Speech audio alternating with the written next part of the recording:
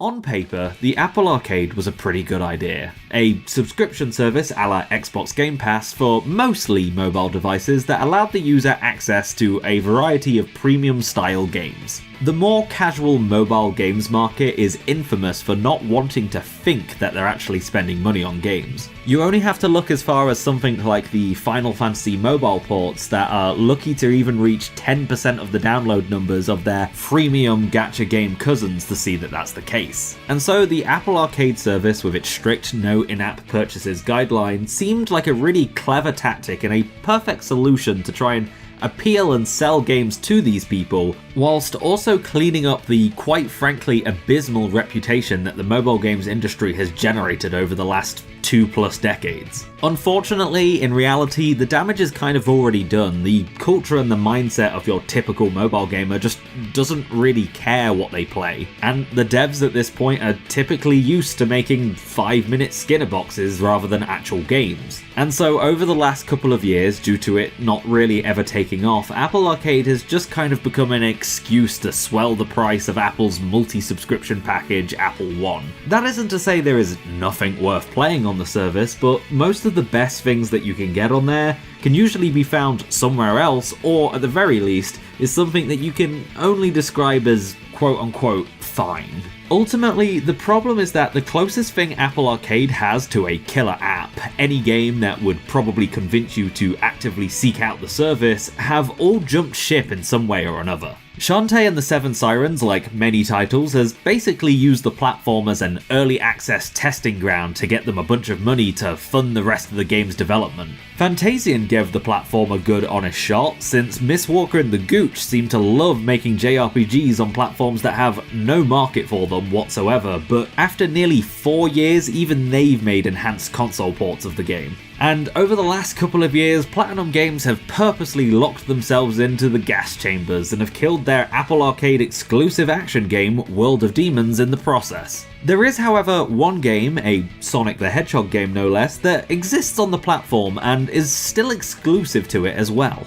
A Sonic game that you can't buy and can only rent that is incredibly fun and not only is easily one of the best games on the service, but also might be one of my favourite Sonic games to come out in years. And that game is Sonic Dream Team, and I can only hope that one day it comes out on other platforms as well, because I really don't like how unattainable it is, being locked to a platform that can and will disappear one day and be gone forever. I mean, it's already happened to Choo Choo Rocket after all, and it's not helped by the fact that it's only available on a line of products that I don't particularly care for. The only reason I was able to play it myself was by using a cheeky little exploit involving an extended Christmas period returns policy, meaning that I could essentially rent a 3rd generation Apple TV 4K for just over a month before giving it back and getting a full refund. Now, should I be admitting that? Probably not, but it has allowed me to play the game for this video so I can signal boost it as much as I can, so it hopefully doesn't end up getting lost to time and eventually is able to get into the hands of more people. So from that point of view, I think the ends justify the means here.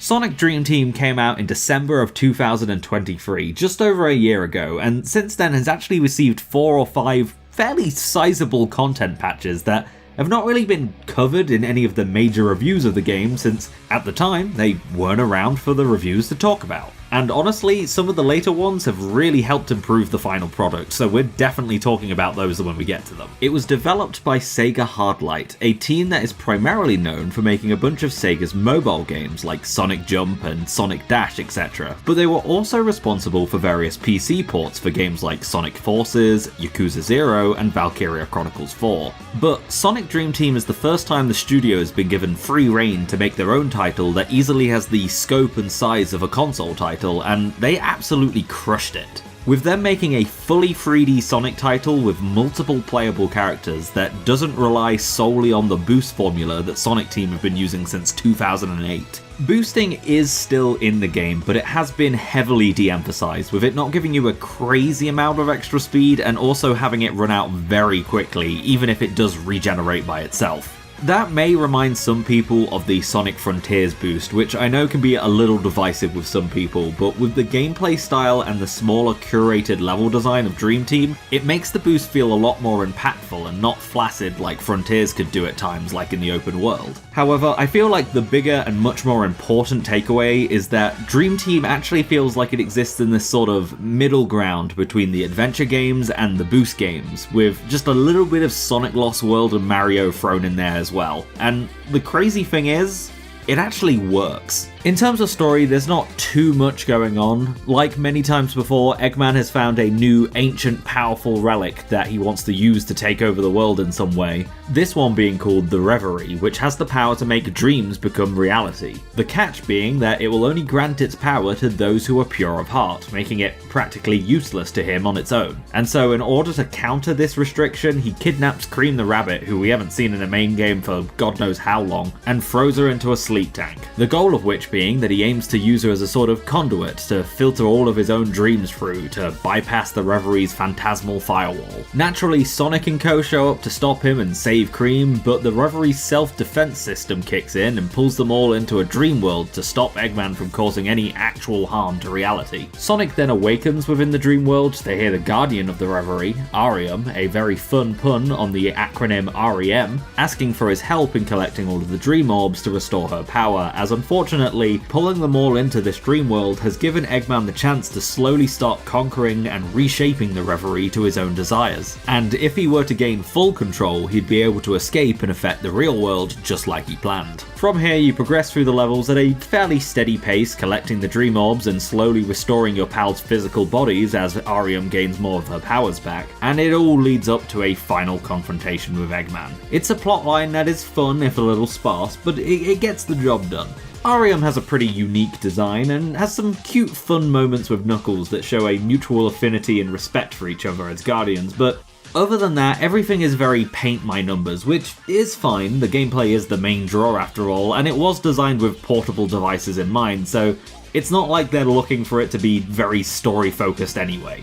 For its gameplay, Dream Team does the same thing Sonic Adventure 2 does, having 3 gameplay styles split across 6 playable characters, ignore Shadow for the time being. The teams this time round basically being Team Boy and Team Girl instead of Hero and Dark. Each character has the same base moveset. They can all run, jump, homing attack, grind, etc., and they can all boost as well, which surprised me.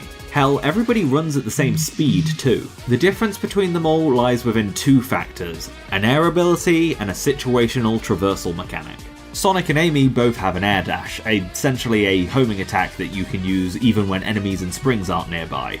And if you find a designated trail of rings, you'll be able to use it to lightspeed dash along them. Overall, the speed characters definitely have the weakest options in terms of these extra abilities, with the air dash only really being able to give you a slight boost of speed in the air. Technically, it is supposed to be used to reset your trajectory if you overshoot a jump or something, but the other air abilities do that and do it better, so the ever so slight extra bit of speed that you get from it is all it's really worth for. The big upside to using it, however, is it is the most satisfying of the air abilities by default. Using it correctly allows for air movement to be a lot more snappy and dexterous, as it allows you to cancel any vertical momentum that you have without slowing you down, which means you can keep your feet on the ground much more often and make sure that you're boosting every moment that you possibly can, making them a sort of high skill, high reward style of character, relatively speaking of course. Tails and Cream, as you might expect, have the ability to fly Sonic Adventure 1 style, with the drawback being that they're quite a bit slower in the air when doing so, and they get tired pretty quickly, meaning that you're only able to make the most of your ability if you find these rings that refill your flying meter if you pass through them.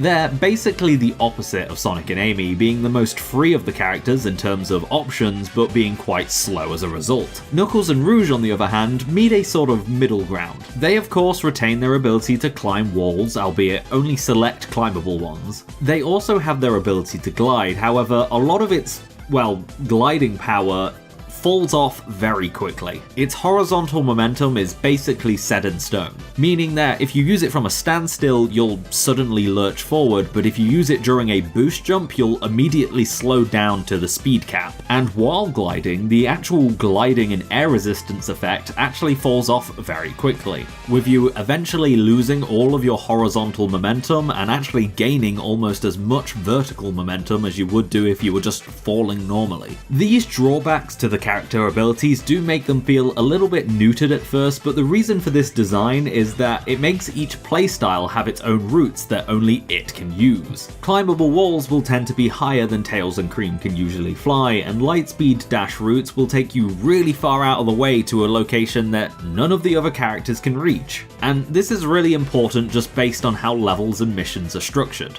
And if it still sounds like these abilities are a little bit too weak sounding, there was something added later that does address this. Now, the general gameplay loop has you going through 4 zones, with each one of them having 3 acts and a boss at the end. That sounds very short, especially when you consider how quickly these stages can be, only lasting a minute or two when you know what you're doing. But the game's mission structure is where things are fleshed out. The first and only mission you'll ever have available for any given stage is essentially just a get to the finish and complete the stage ordeal. It's about what you'd expect from a Sonic game. You'll run through the level taking slightly faster and or slightly more difficult routes to pick up things like red rings, blue coins and musical notes along the way. There's also a section in each of them where on your first time through you'll be gated off at some point and you'll need to traverse a open-ended obstacle course-like environment to collect 3 keys that unlock a door. You're thrown into this sort of mini sandbox or playground to freely run around in, with many of the routes to the keys looping back in on a central location, allowing you to tackle it in any order you want. It's level design that feels very not Sonic, but with them being as short as they are, adding this teeny tiny bit of orienteering into the mix on your first time through is a nice change of pace for the game, but also the series as a whole. It is a little bit weird, however, that after beating the stage for the first time, there is no way to play these original versions of the levels with the doors being locked unless you just start a new save file. An interesting thing about these missions is they have no times recorded and no ranks when you reach the end of them. They are mostly built like Sonic levels, but much like a Mario game, they exist purely for you to just explore and collect. If you just want to beat the level, you can just play it once with any character you want and get to the finish line, as for the mandatory parts there's always a route that a character will be able to take. The same can pretty much be said for the red rings as well, as the majority of them can be reached with a well-placed jump or homing attack. But if you want to get the other collectibles, you'll need every character at your disposal. The music notes and blue coins are purely optional, the former unlocking music for the game's rather limited jukebox sound test mode, and the latter just giving you some Smash Bros style trophies.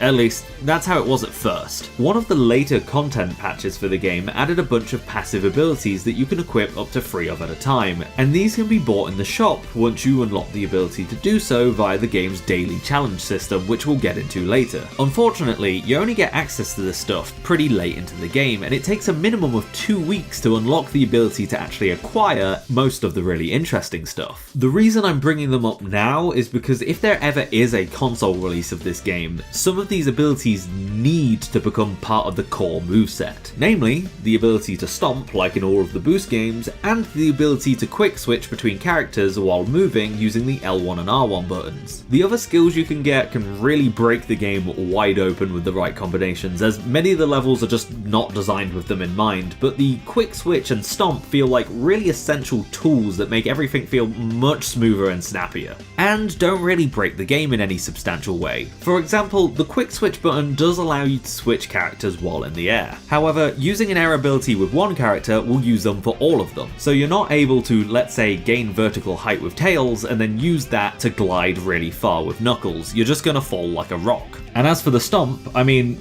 yeah, it lets you fall faster, it can shave a few seconds off your run, which will affect the time trial rankings, but it's something that can easily be taken into account if it needs to be. Just reduce the S rank requirements by 3 or 4 seconds and we're golden. Either way, the fact that the first missions are not timed and are all about the exploration side of things is quite interesting. While scouring the map for things that you're very likely to just blitz right past when playing normally is not exactly Sonic's strong suit, as proven in the past, It does have this interesting side effect in Dream Team of giving the player a space where you're encouraged to just navigate the map and familiarize yourself with the level before you start throwing yourself at missions. By doing this, you're likely going to find various shortcuts or ways to cut corners much more easily, and considering how incredibly useful level knowledge is in going fast in Sonic games, finding a way to encourage the player to learn that level naturally is a pretty damn smart bit of game design. And while doing this via a collectathon style level might not be a match made in heaven for Sonic and his pals, it is still a fresh take on the series and one that I'd be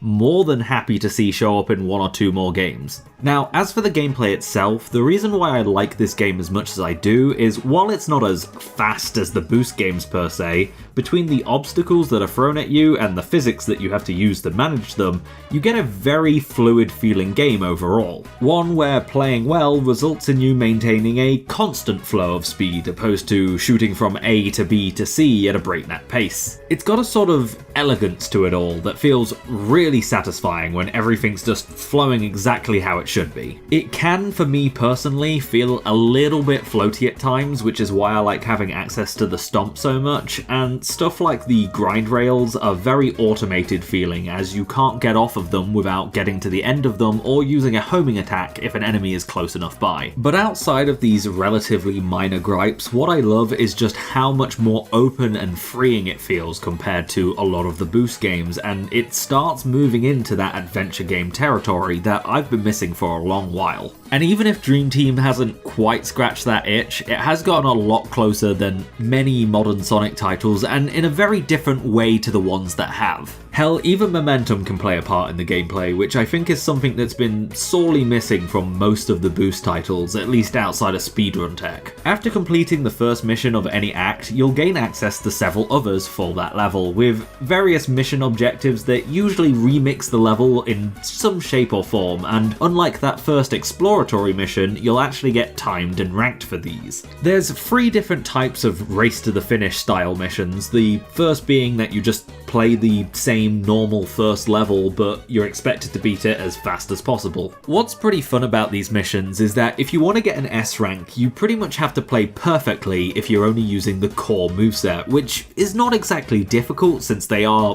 pretty short levels and it is designed for touch controls, but what it does mean is that by exploiting your abilities on certain levels and finding those shortcuts, you're able to get that S rank much easier, rewarding you for clever thinking just as much as it does for perfect execution of its mechanics. The second and third race-like missions have you running through remixed versions of the levels where you'll take different routes along new platforms that have been added to them. Usually the exit to an area is blocked off in some shape or form and you have to take a roundabout way to get to it from a different angle so then you can continue through another remixed part of the level. And these missions will typically ask you to use a specific gameplay style, be it Sonic and Amy, Tails and Cream, or Knuckles and Rouge. All of these having some sort of special platforming section that asks you to use your character's unique movement abilities in some shape or form.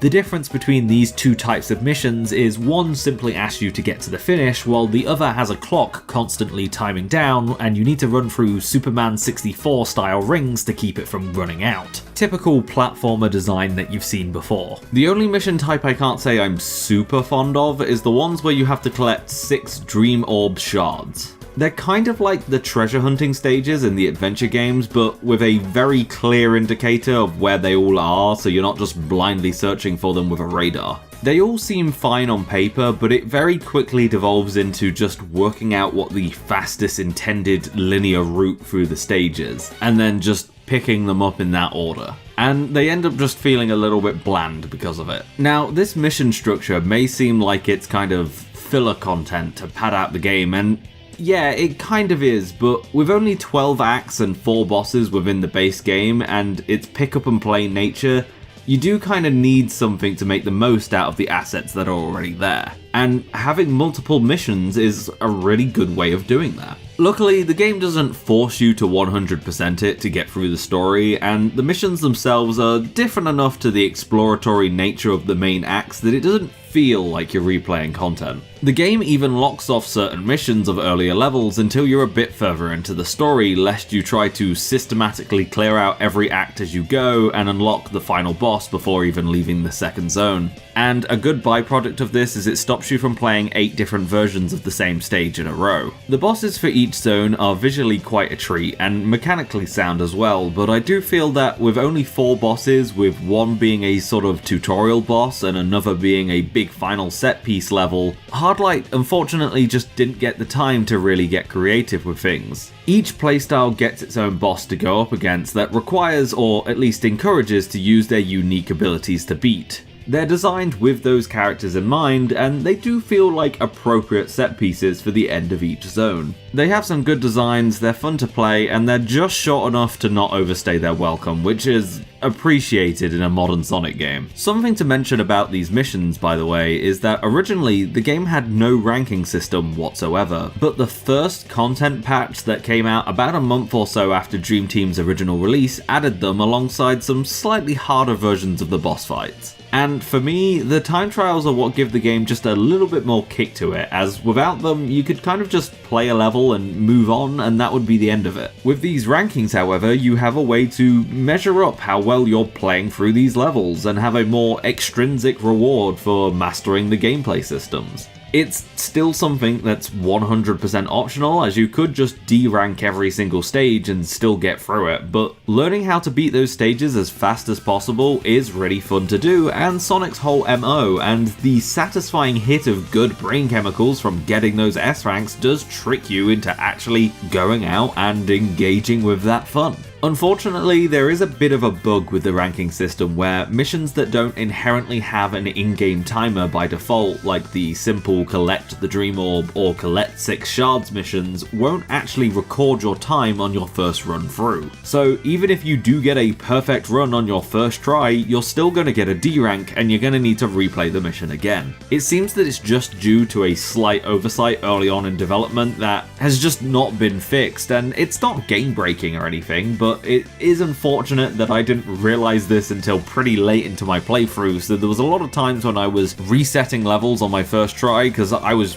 trying to get that S rank on my first run through. Speaking of bugs, the core game is actually pretty free of them in my experience. All of the content is pretty well polished, with the only one that I really encountered was sometimes going the wrong way on grind rails when homing in on them. I did, however, run into quite a few problems with the Apple TV 4K that I was using. Namely with recording, as it seemed to proc some sort of anti-piracy feature, because I would constantly lose my HDMI signal for 5 to 10 seconds at a time pretty sporadically whenever it was connected to my capture card. Luckily, whenever this did happen, the game would pause like I was putting an iPhone into sleep mode or something, so it didn't screw me over too much, but it was still incredibly aggravating at times. And what made it even more annoying is that it would constantly reset various graphics settings whenever this happened. I had a 3rd gen Apple TV 4K, so I was pretty comfortable running the game at the higher graphics options at 60 FPS, providing I toned the resolution slider down a bit.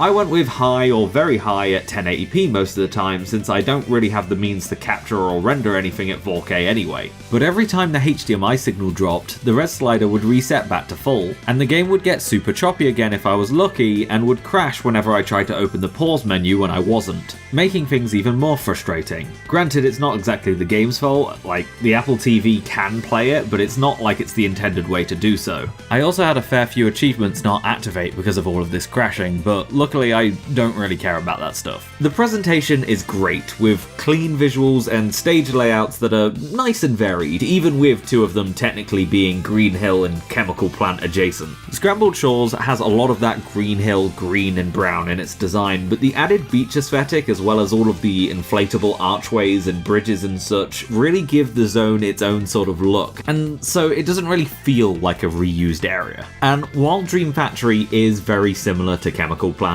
being a facility with unnatural toxic liquid being pumped through it, but between the cleaner indoor looking environment and different choice of colour palette, there's not really that much overlap. And I really appreciate that by the time you get to Act 3 of Dream Factory, the liquid has changed from orange to purple, showing that Eggman's influence and corruption has been spreading. It's pretty basic in terms of visual storytelling, but it does mean that the level theme gets to change ever so slightly as you go through, keeping things fresh. It's something we see again later with Ego City turning from day to night as we go through the levels too. The music, on the other hand, was something I felt was probably the weakest area of the game. It has this very ethereal feel to it, which admittedly does make sense for a dream setting, but for a Sonic game where you roll around at the speed of sound, it's probably pretty hard to get right. It's not bad music by any means, it just feels really out of place.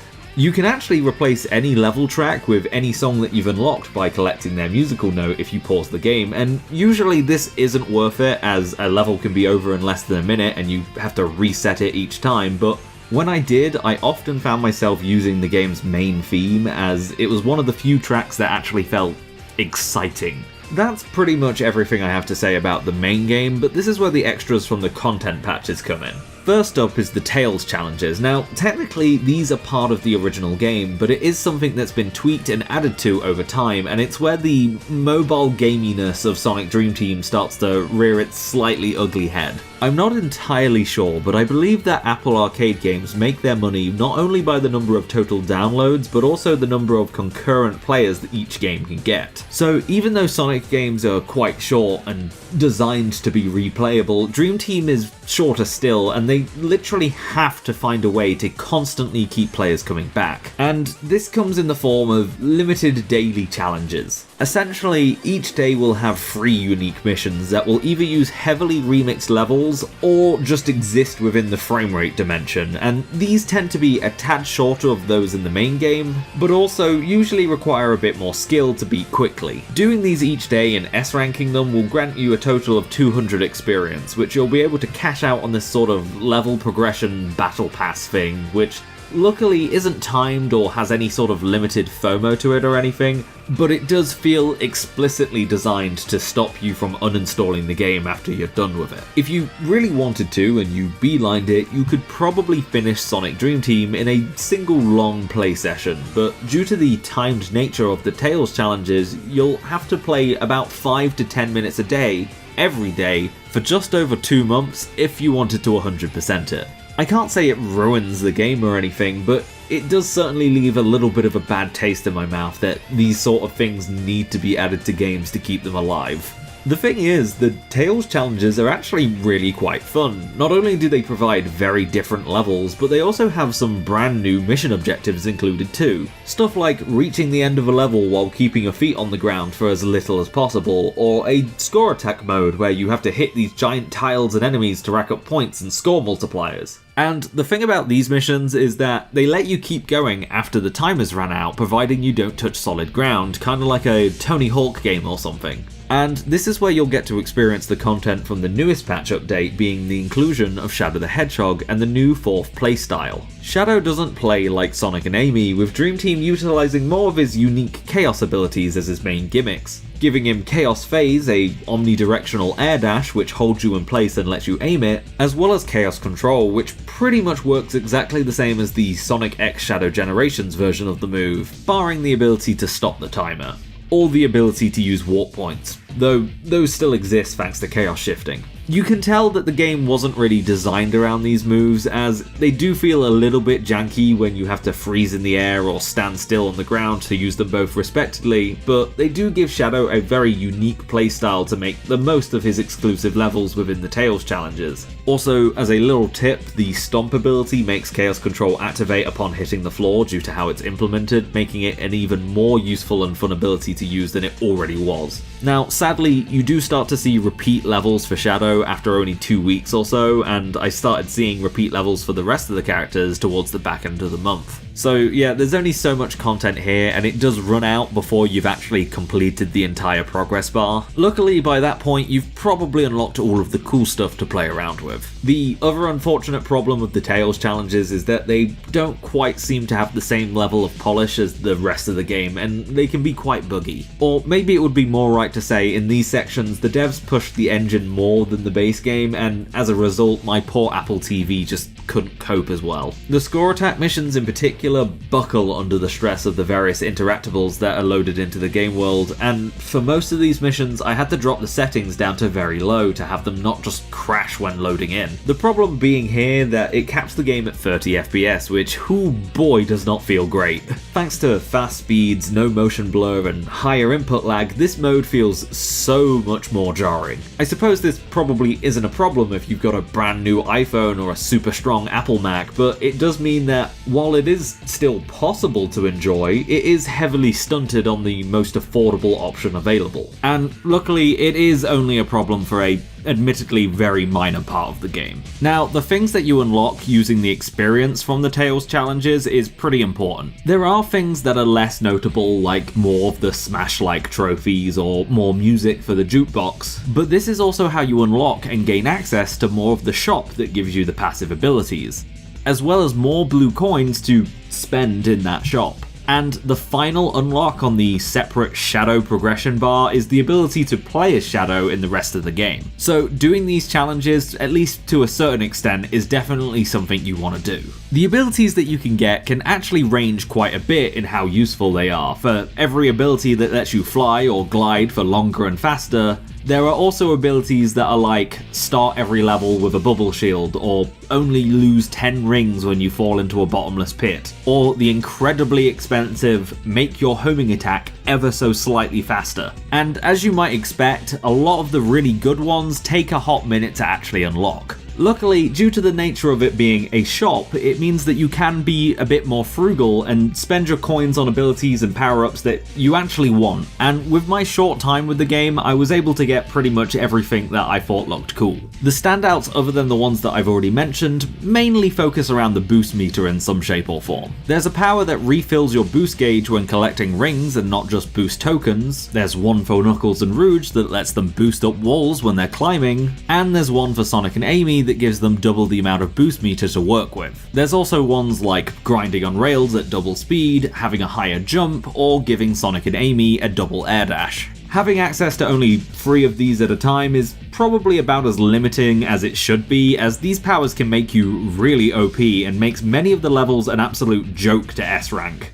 But they are also incredibly enjoyable to mess around with. It's just a shame that unless you've put your playthrough on hold for about 2 weeks or so while you grind out Tales challenges, you'll have likely beaten the game already by the time you can actually use any of these skills. And with that brings us to the final thing I wanted to talk about in this game, and that was what was added in the second and third content patches. That being Sonic Dream Team's sort of post-game area, the SweetDreams Zone. This is just 4, technically 5 more acts added to the game with their own sets of missions and Tales challenges using their assets and aesthetic. And these unlock as you beat and complete the optional stuff from the main game, with the game's final challenge, Bittersweet Way, requiring you to beat every other level in the game to unlock, and whoo boy is it a doozy. The SweetDreams Zone is not really much to look at visually, as it's basically just a pink variant of the frame rate dimension used in the Tales challenges with a couple of unique assets. But what makes them pretty interesting and fun is the introduction of a whole bunch of new obstacles that are thrown into the mix with the levels designed around them. Spinning corkscrews of various shapes and sizes, variants of the Eggman tiles that disappear under your feet, switches to change the level layout, and yellow springs that can't be homing attacked into. All of these are added on top of the existing gameplay mechanics from the main game, and this is where it all culminates into some incredibly fun, fast-paced, and challenging level design, where even with various upgrades from the shop, I still felt they were appropriately challenging to tackle. And it all leads you to what I feel is genuinely one of the trickiest levels in a Sonic game I've personally had to encounter. Bittersweet Way is a long gauntlet of precarious obstacles and traps that must be tackled with Sonic or Amy without any of the passive power-ups. Rings are sparse and checkpoints are few and far between, meaning that a single screw-up can ruin an entire chance at getting an S rank. It's very reminiscent of A ranking Metal Harbor, but a lot harder to cheese. In fact, I've still not been able to S-rank it, especially not on camera with the screen constantly cutting out like it was, and while I'm not exactly cracked at Sonic games or anything, I'm still a damn sight better than your average player at the very least. Getting the S-rank is probably something I could do if I just bashed my head up against the level repeatedly, and as much as I do want to, I unfortunately just ran out of time. The end of January came and I had to return my only way of playing it. I could essentially just rent it again, or God forbid actually buy an Apple product, but I ain't doing either of those things. Sonic Dream Team's vanilla release was already a fresh and fun take on the Sonic formula, and its content patches have only helped refine and flesh out that experience even more so. It is genuinely in a state where I would say given 1 or 2 more content patches and a few tweaks here and there, it could easily become a full console title. Stuff like the Tails challenges could really do with being reworked into just some normal extra levels, and Shadow getting his own set of missions built within the main game's levels would be amazing, since he has such an interesting moveset to only be used in a daily side challenge mode. But other than that, we have something truly special on our hands, and it's a goddamn shame that it's something that's so overlooked just because of the platform it's released on. I also hope in my heart of hearts that Sega Hardlight get more opportunities to work on projects like this in the future, because I don't want to discredit their previous work or anything, because the fact that they're bringing so many IDW comic characters to life in 3D is really cool, and those costumes that they're making for Sonic Force's Speed Battle are excellent. Like, some of them are great. But I do also feel that they've proven that their talents are being kinda wasted, and what we have here might in fact be a real dream team.